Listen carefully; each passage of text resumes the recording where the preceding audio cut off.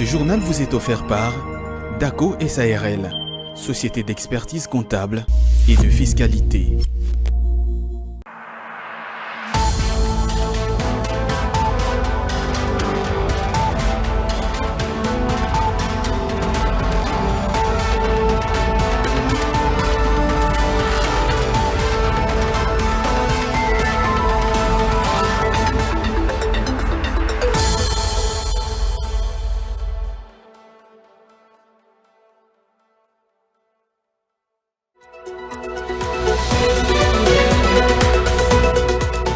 L'incapacité de payer les décomptes finaux des cadres et agents éligibles à la retraite figure parmi les difficultés auxquelles fait face la Congolaise des voies maritimes appelée à ce jour la Régie des voies fluviales.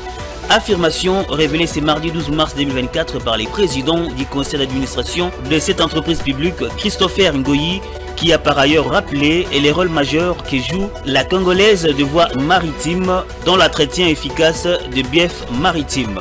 Vous l'écouterez dans ce journal. En marge de ces mois dédiés à la gente féminine, l'Agence congolaise de développement de l'entrepreneuriat en RDC, ANADEC en sigle, a ouvert la maison de l'entrepreneuriat à Kinshasa, capitale congolaise, les portes d'une foire à l'intention de la femme entrepreneur. Celle-ci court du 9 à la fin du mois de mars. Objectif, mettre en valeur les talents et les savoir-faire des femmes entrepreneurs. Reportage à suivre dans ce journal. Et puis, patienter pendant plusieurs heures, c'est les principaux défis auxquels font face les femmes qui exercent les commerces de pain à Kinshasa, une difficulté qu'elles imputent entre autres à la lenteur des opérateurs œuvrant dans ces secteurs, pourtant un business très rentable. Les faits vous seront relatés tout au long de ce journal.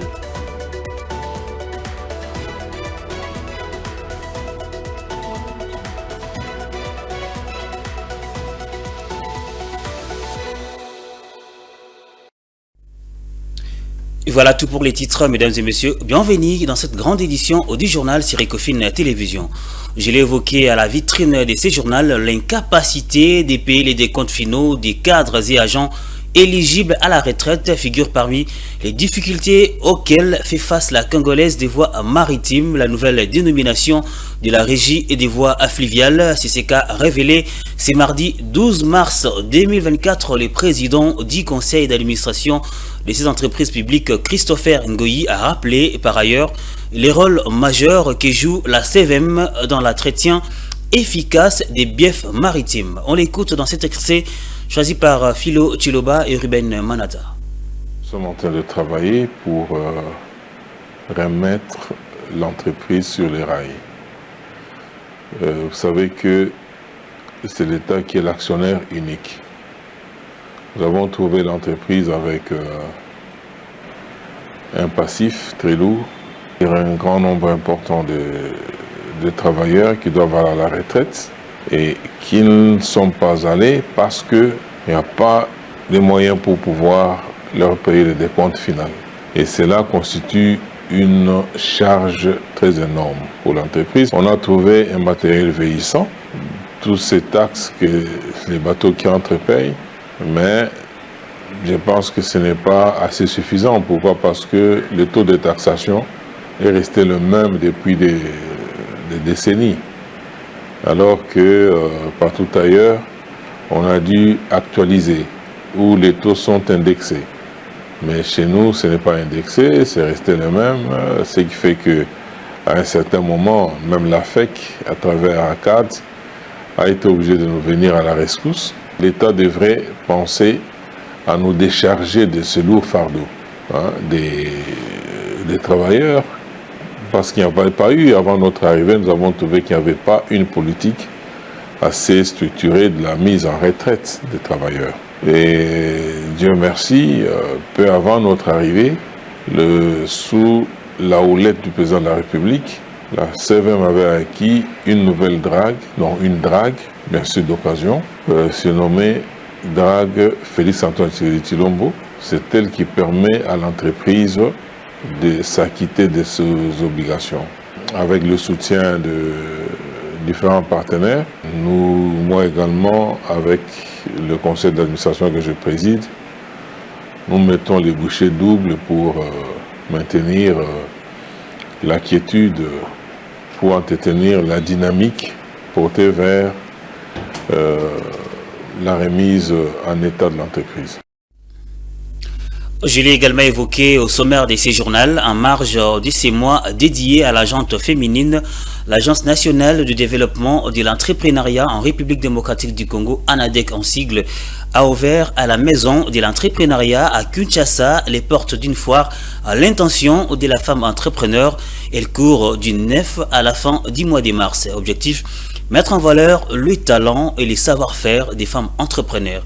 Gas Luyanga, Betty Tanfumu et Joe Manana pour les reportages.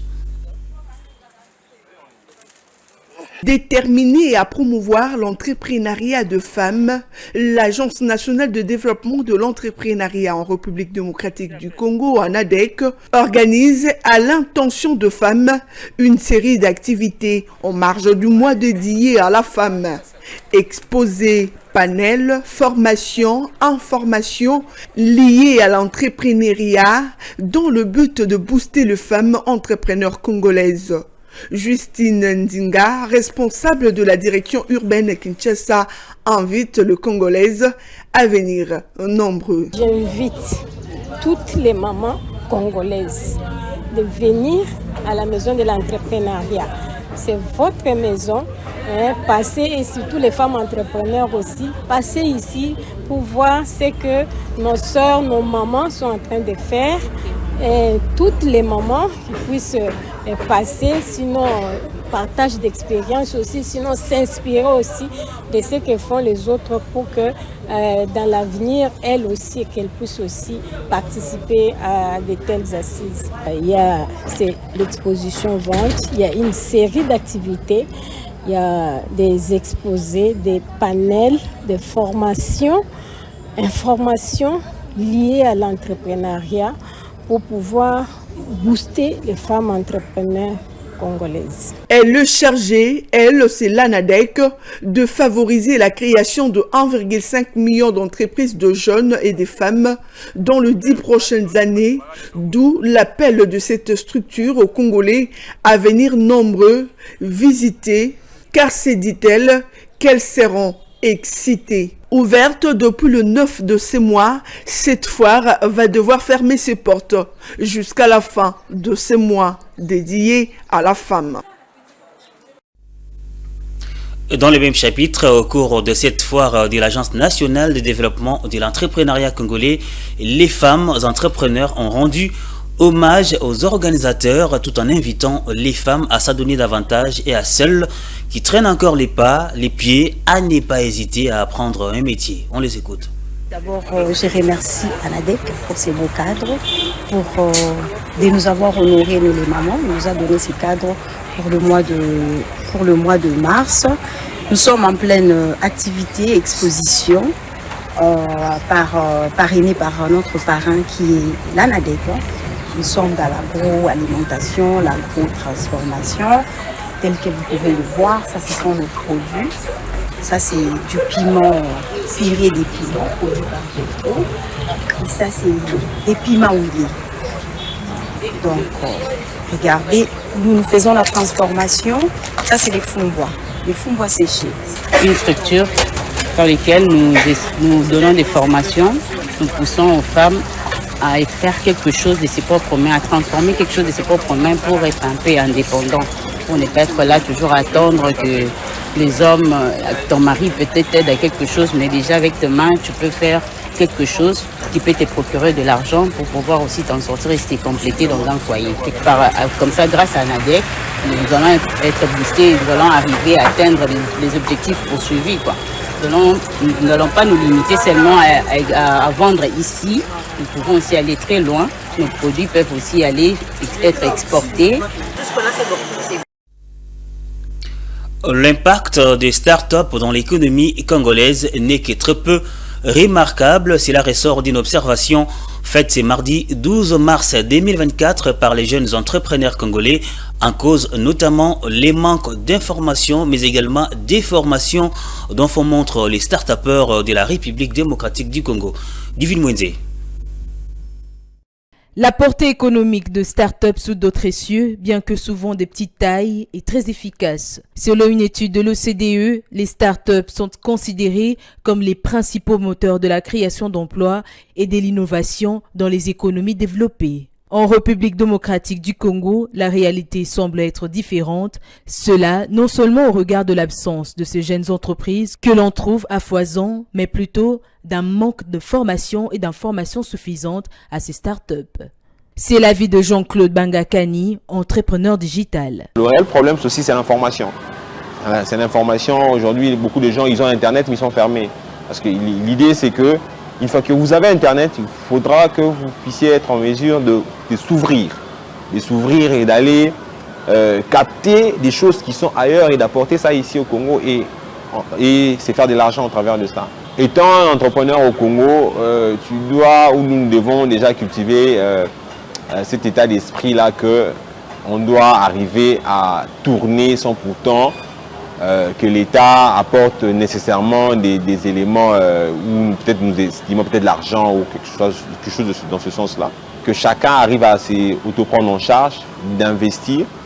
Il y a beaucoup vraiment des opportunités entrepreneuriales aujourd'hui grâce au digital. Vraiment l'entrepreneuriat c'est vraiment important pour notre pays qui est vraiment en crise. Environ 3 millions d'emplois sont créés chaque année sous d'autres cieux par ces entreprises naissantes, des performances qui résultent notamment par le système fiscal favorable et propice au climat des affaires. Des efforts sont également attendus de la part de l'exécutif national congolais en vue de faire émerger la jeune classe entrepreneuriale du pays. Un montant de 300 millions de dollars américains d'appui à l'entrepreneuriat féminin sera alloué par la Banque mondiale à la République démocratique du Congo et spécifiquement aux projets liés à l'entrepreneuriat féminin.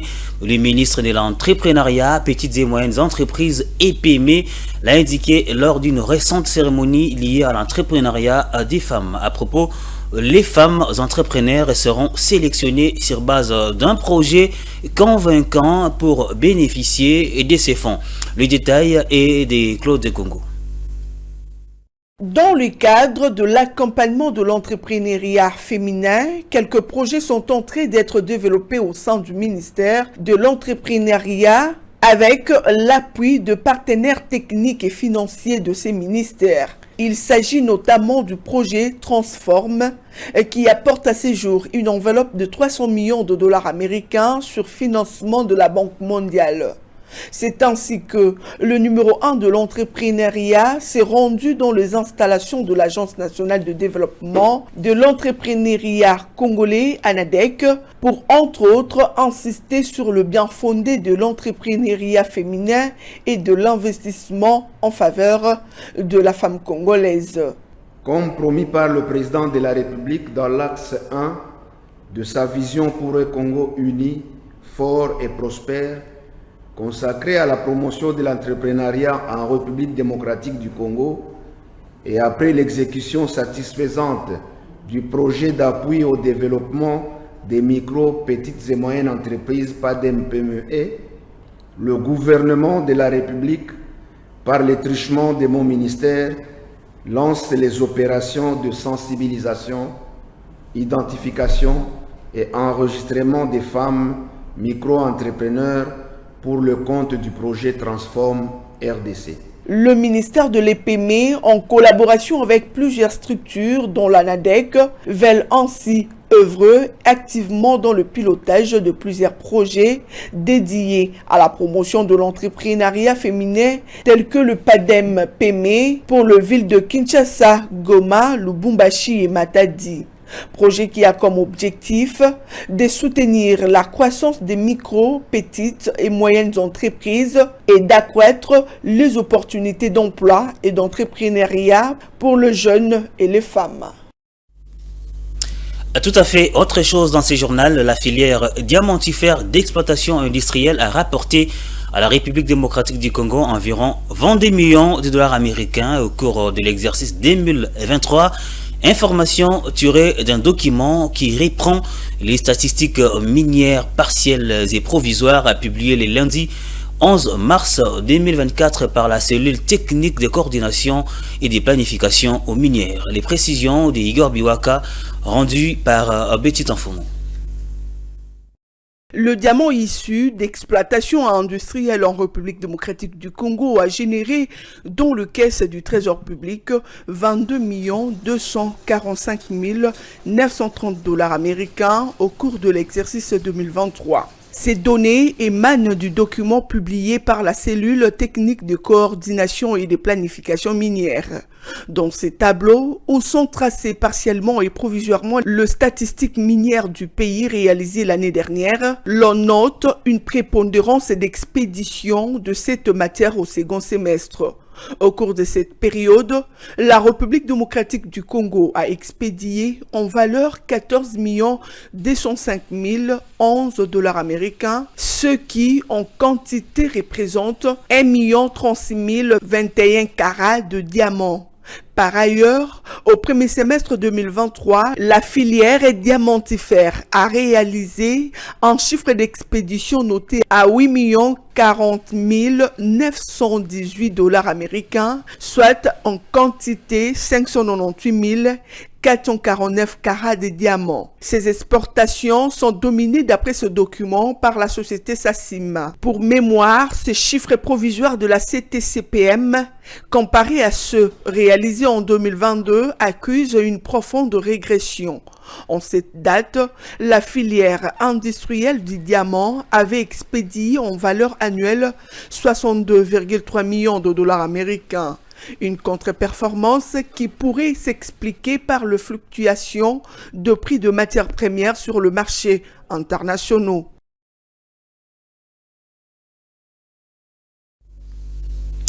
Certains produits miniers et d'exportation congolaises contribuent sérieusement dans les budgets de l'État. Il s'agit notamment du cobalt, du cuivre, du zinc, mais également de l'étain.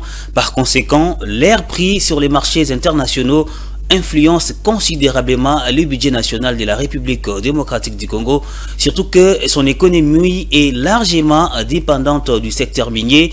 Et alors, quelle a été la courbe évolutive des prix de ces 4 minéraux durant la période allant de décembre 2023 à février 2024?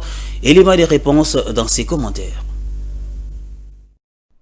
Se référant au prix rendu public par certaines bourses mondiales, mais surtout aux différents rapports hebdomadaires de la Commission nationale des mercuriales, les prix de la majorité des produits miniers d'exportation de la RDC étaient à la hausse jusqu'au 30 décembre 2023, affichant ainsi en moyenne les prix du cuivre à 8 451 $ la tonne, celui du zinc à 2 759 $ la tonne, l'étain s'est négocié autour de 24 907 $ la tonne, tandis que seul le cobalt avait affiché une tendance baissière en se vendant à 28 579 $ la tonne. En parallèle, ce minerai avait en moyenne une marge de progression des prix estimée à 1,19% par rapport au mois précédent. En janvier de l'année en cours, les prix du cobalt s'est affiché en hausse sur les marchés internationaux en se négociant à 31 302 $ la tonne, au même titre que les zinc qui a affiché une tendance haussière, soit 2622,75 $ la tonne. Par contre, durant les mois de janvier 2024, un mauvais départ a été signalé pour les cuivres et l'étain, et les prix de ces produits étaient à la baisse pendant 30 jours en se négociant en moyenne à 8 273,40 $ la tonne et 24 550 $, soit une baisse remarquable de moins 0,56% la tonne et de moins 0,01% la tonne. Pour le mois de février, les cours des principaux produits miniers exportés par la RDC ont bien évolué. Les prix de la tonne de cobalt s'est maintenu à 32 750 $ la tonne, alors que le prix du cuivre a connu un accroissement de 1,47%, se situant à 8 341 $ la tonne. Changeons les chapitres à présent. Plusieurs cimetières non désaffectés en RDC font face à des menaces de spoliation. C'est le cas du dossier du cimetière Itig à Goma. La société Macao SRL, active dans plusieurs secteurs d'activité, ne construira plus sur les sites de ces cimetières. Une information qui émane d'un arrêté rendu public le lundi 11 mars par les gouverneurs militaires intérimaires Peter Sirimwami, qui a annulé la décision de son prédécesseur portant sur la désaffectation d'une portion des terres du dit cimetière, l'un des plus anciens de la ville de Goma. Le détail avec Osé et Kabamba. Impliquée dans divers secteurs d'activité, notamment dans l'érection des cimetières, la société Macao SARL s'est vue attribuer, selon l'arrêté signé par les gouverneurs militaires Constant Ndima, 5 mois après son entrée en fonction, environ 9 hectares de la concession du cimetière de Litigé pour l'érection d'une morgue et d'un atelier funèbre. À contrepartie, la société devrait céder à la province du Nord Kivu un terrain d'une dimension similaire à Saké dans le territoire de Massissi afin d'aménager un nouveau cimetière public. Une décision fustigée par la société civile locale. Nous sommes en désolation avec ce qui est en train de se passer dans la ville de Goma. Ça fait plusieurs temps que nous sommes en train de dire qu'il y a spoliation dans la ville de Goma et qu'on n'arrive pas à nous comprendre qu'il y a spoliation. Et maintenant, aujourd'hui, on arrive à spolier aussi les cimetières, à profaner les cimetières. Nous, là, au cimetière des litiges, nos leurs reposent là-bas. Mais on n'a même pas tenu compte de nous. Il y a des corps qu'on a mis à la terre il n'y a qu'1 an, il n'y a que 2 ans qu'on a mis les corps dans la terre. Mais aujourd'hui, voilà, tout va disparaître. Dans l'arrêté rendu le 11 mars, les autorités de la province annulent la désaffectation du cimetière Itigé à Goma. Le gouverneur intérimaire de la province interdit par conséquent tous travaux de rasage de tombes et d'exhumation. Depuis quelques années en RDC, la vente de portions de terre dans les cimetières fermés ou réputés vieux est devenue récurrente. À Kinshasa, plusieurs cas de ventes illicites ont été observés, entre autres dans les cimetières de Kimbantseke et celui de Kintsuka. En octobre 2022, le gouverneur de Kinshasa, Jean-Tini Ngobila, avait ordonné l'opération de démolition des constructions anarchiques dans les cimetières de Kintsuka, et c'est là, sans indemnisation. Faut-il noter que, selon les normes urbanistiques congolaises, un cimetière ne peut être désaffecté pour un autre usage qu'après 50 ans à compter du dernier enterrement, période estimée suffisante pour que le corps se décompose. Je l'ai également évoqué à la vitrine de ce journal. Patienter pendant plusieurs heures, c'est les principaux défis auxquels font face les femmes qui exercent les commerces des pains à Kinshasa, capitale de la République démocratique du Congo. Une difficulté qu'elles ont imputée ce mardi, entre autres, à la lenteur des opérateurs œuvrant dans ces secteurs, portant un business très rentable. Etienne Lissumbu et Pichou Dita nous relatent les faits. Se réveiller tous les jours à 4 heures du matin fait désormais partie de leur quotidien. Elles bravent la peur pour se rendre tôt dans différentes boulangeries où elles souscrivent pour passer la commande des pains qu'elles revendent soit à côté de ces boulangeries, soit dans leurs points de vente respectifs. Cette activité régulière leur apporte un bénéfice de 25% à chaque commande passée, un gain qu'elles obtiennent à la fin du mois. Pour ces vendeuses, la rentabilité de leur business n'est pas à récuser. Cependant, elles déplorent la lourdeur avec laquelle elles sont servies. Les difficultés que nous rencontrons sont telles que nous sommes obligés de sortir très tôt, souvent vers 4 heures du matin, pour retirer les pains vers midi. Une autre difficulté à laquelle nous sommes confrontés est l'écoulement lent de nos marchandises dû notamment à la réduction de la taille du pain. C'est pourquoi nous demandons aux autorités compétentes de construire une usine de panification afin de faire face aux entreprises privées qui s'érigent en leader du secteur. Signalant par ailleurs que la plupart des grandes sociétés de fabrication des pains en République démocratique du Congo sont détenues par les expatriés. Une situation selon ces vendeuses qui est appelée à changer. Place à la revue des presses et c'est avec Juvette Mbelo.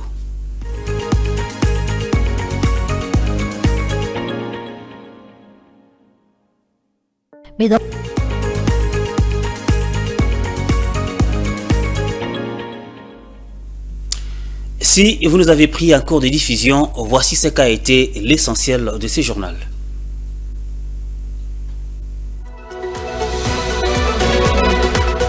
L'incapacité de payer les décomptes finaux des cadres et agents éligibles à la retraite figure parmi les difficultés auxquelles fait face la Congolaise des voies maritimes appelée à ce jour la Régie des voies fluviales. Affirmation révélée ce mardi 12 mars 2024 par les présidents du conseil d'administration de cette entreprise publique. Christopher Ngoyi, qui a par ailleurs rappelé les rôles majeurs que joue la Congolaise de voies maritimes dans l'entretien efficace des biefs maritimes. Vous l'avez écouté tout au long de ce journal.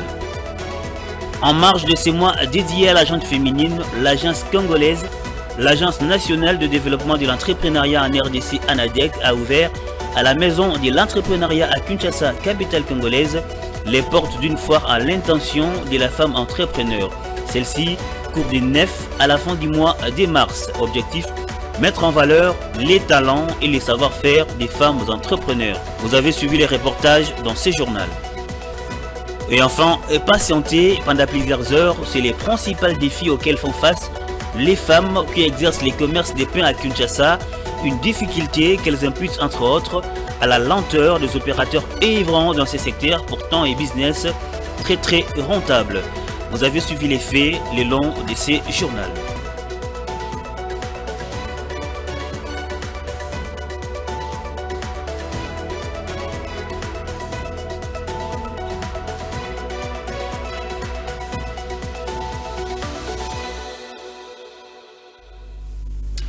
Fin complète de ce journal. Merci à vous de l'avoir suivi et surtout restez sur Ecofin Télévision.